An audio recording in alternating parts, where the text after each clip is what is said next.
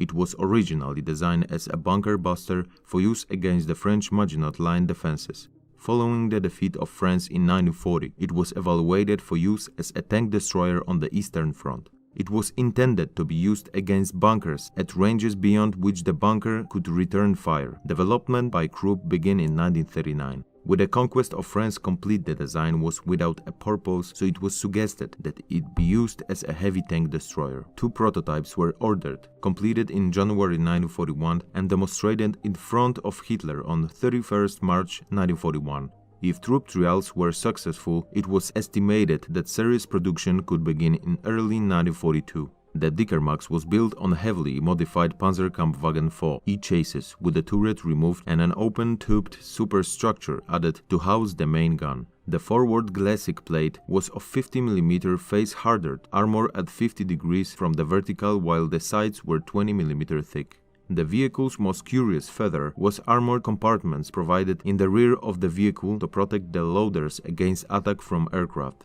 Similarly, the ammunition bins holding 26 rounds for the main gun had thin armored covers on top. Another oddity was the fake driver's compartment on the right side of the vehicle that matched the real one projecting forward from the front superstructure on the left. Although the main gun was intended to engage enemy armored fighting vehicles, it could only traverse 8 degrees to the left and right, depress 15 degrees, and elevate 10 degrees.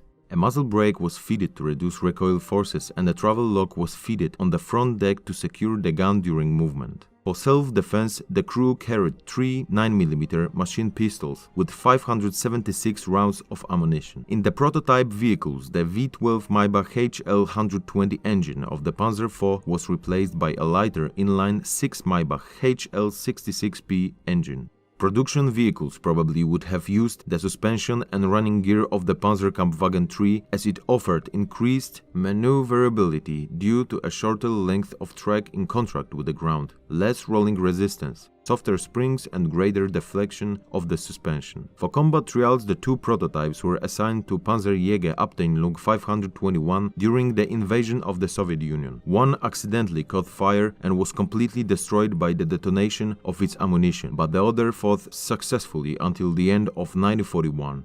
It was rebuilt by Krupp during the first half of 1942 and returned to the 521st in time to participate in Case Blue, the 1942 summer offensive in Russia. It was not reported operational in reports made by the battalion in November till December 1942. The Dickermax has been employed in its specialized tanks, engaging concrete bunkers by direct fire and engaging heavy tanks in coordination with other anti-tank weapons. Its heavy penetration ability appears to be suitable for this. No specific problems have occurred with the engine or transmission. The steering breakers are overstressed. Bolts in the steering slide of one steering brake have turned out 3 times, and the brake bands have had to be changed twice because the rivets were overheated.